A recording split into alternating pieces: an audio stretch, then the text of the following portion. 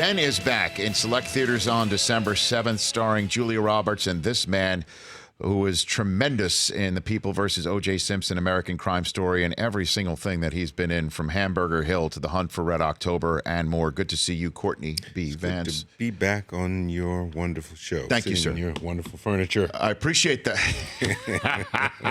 I appreciate you complimenting the furniture, sir. I appreciate that. You've been in that chair before. You were here promoting The People versus O.J. Simpson last time. Was that when it was? Yeah, last time you were here. And so now you're back. You're from Detroit. You're from the Detroit area. I am. And you left the Lions a long time ago, or the Lions left you, or what happened? I love my city, but the Lions are struggling. They've been struggling for a while, and I just had to move on. You had to find your wins somewhere else. Find my wins somewhere else, and you know I really like a culture of winning.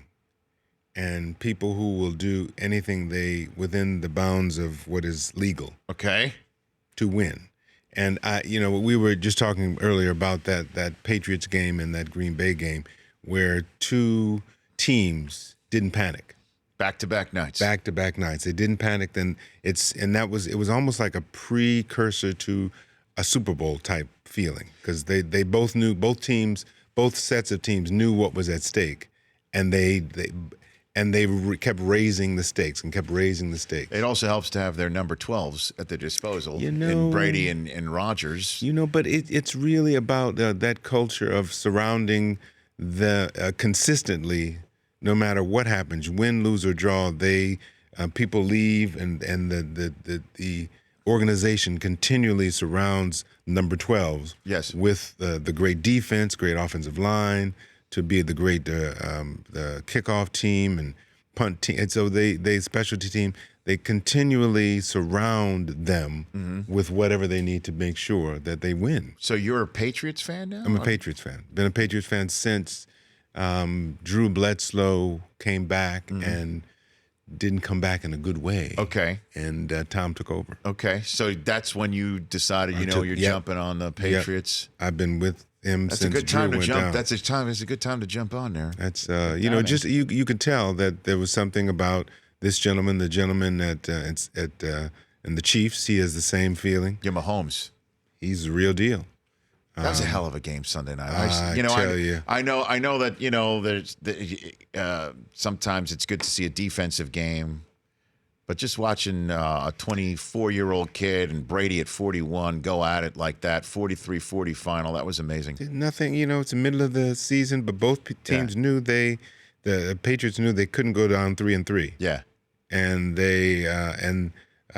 Kansas City knew that we're not going to allow them to be that close to us, 4-2, and us 5-1. Right. So it was they were battling. It was like a Super Bowl. That's fun. That is fun like that. Yeah. Where do you take these games in? Home? Home. Okay. Home. Yep. That's wherever I can, because I wasn't at home. Okay. I was in Detroit. You were in Detroit? I was doing some voter registration in Detroit. I went back to Detroit to try to light a fire under the city. Okay. So I went to in 2 days, I went to about 6 or 7 cities. Are you knocking on doors? Courtney B. Vance is knocking on doors? You opened the door, and there you are with a voter registration slip. I was at churches. I was at community centers. Okay. I was with the senator and the lieutenant governor candidate, with people who are about to go knock on doors and getting them all inspired about how important this is, life and death. This is not a joke. This is, and I told them, I said, if we can do this with Wakanda Forever and make a $1.5 billion experience for fun, we certainly can do that. By tallying a vote. Tally a vote. We can do that. Wakanda Forever. Come on now. Come on. If that's fun. Well, am I going to see you in any of these films, Courtney? Wakanda? No, just any of these these Avenger movies. These maybe. I know this is my wife's moment right now. She's Wakanda and the Tom Cruise. She did the Mission Impossible 6, and I did the Mummy, and Tom called and said, "Courtney, I really want your." I said, Angela, you got to do it. You got to do. You got to get with Tom. It's great. It's going to be. It ends up being the biggest of the Mission Impossibles ever. This one. So, it's we just, she and I we we go where the work is, and you got to ride the wave. Sometimes the wave really takes you on a ride. Sometimes it, and in the interim, we make sure we still do what we do, which is take care of the family. Sure. Angela Bassett, your wife. Amen. Is she watching any of these football games with you? Is she locked in on She's this? not a football fan. I'm sorry, baby, but it's true. Is there anything, though? Like, hoops? Is she taking in anything? Or is she not? She goes with us to, for the last 4 or 5 years, I've gone to the Super Bowls. Okay. And take initially it was my good brother and I, we went, and then the kids said my son wanted to go, so it was a guys thing. Okay. And then my daughter said she wanted to go, so it was and the girls wanted to go. Okay. So but it was in Minneapolis last year, so the ladies didn't want to go because it was too damn cold. It's too cold. Okay. I think this year is going to be in Atlanta. Oh, they'll be there. They're going to go this year. Do the Patriots have to go for you to go, or you'll just go? The Patriots will be there. You know it's true. You all know it's true. Boom. Okay. All They'll right. be there. You saw that game. Okay. Tom's not going to be denied. What about going down to Staples with LeBron coming in here? Are you planning on seeing that stuff? LeBron's my guy. How do you mean? LeBron is somebody, much like Tom, terrific, is someone who does what is necessary. I mean, it's clear when the last 8 finals he was there.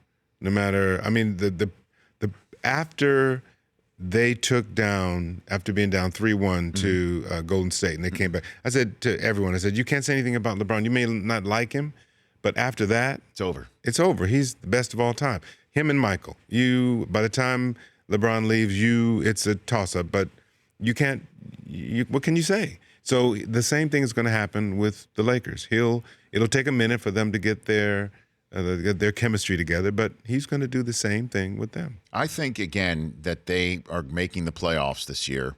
That the roster that he currently has is better than what he had in Cleveland, even though there's no Kevin Love Robin to his Batman here in Los Angeles yet. But I still think that tonight we're going to begin to see these young guys with him gel a little bit faster than expected. He makes you want to play your best game. He makes people want to play better. He makes everybody better. And it used to be you could say he couldn't close out games.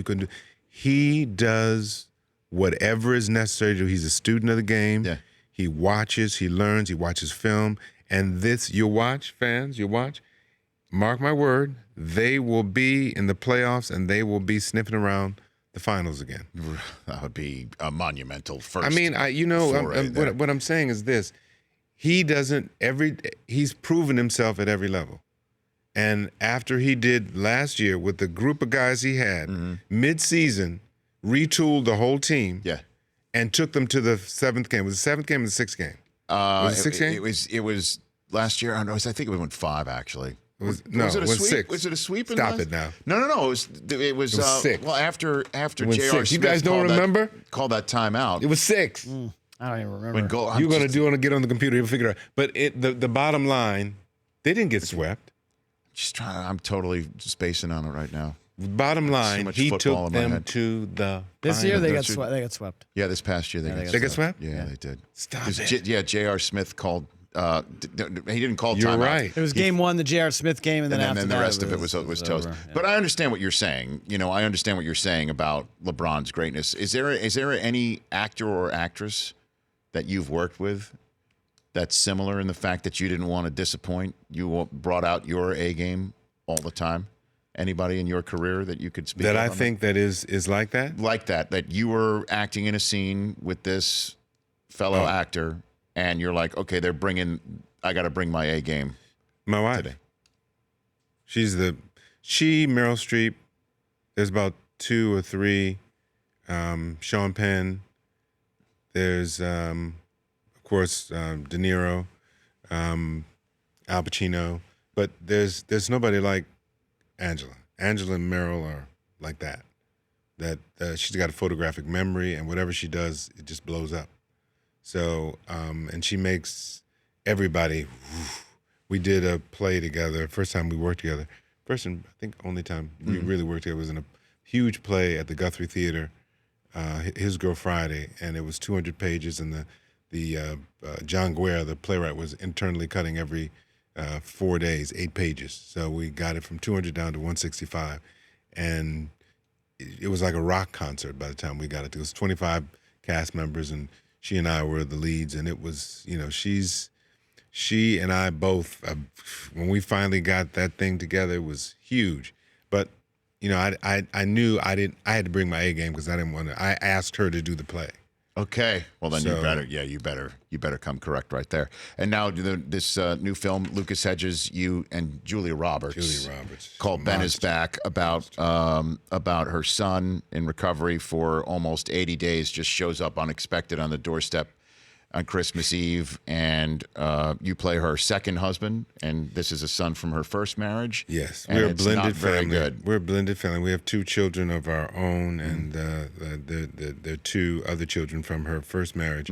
And I basically came in and saved. They were in a trailer park, and we met, and I basically rescued the family. And the issue that they're dealing with is the son and recovery, and whether to enabling him by allowing him to continue on with the drugs, or do you do tough love?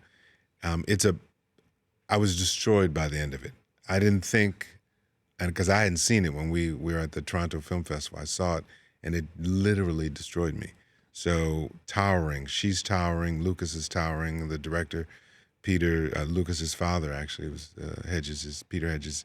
It's just a monumental film. I'm so proud of it to be in a film that's really about what's going on in our world today. The opioid epidemic. Oh boy.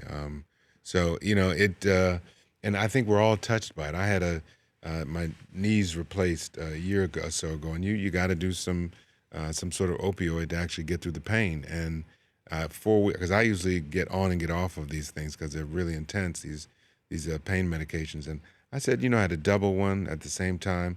I said, I'm going to stay on them for a month. I'm not going to come off like I usually do after 2 weeks or so. I'm going to stay on just to make sure the pain is gone.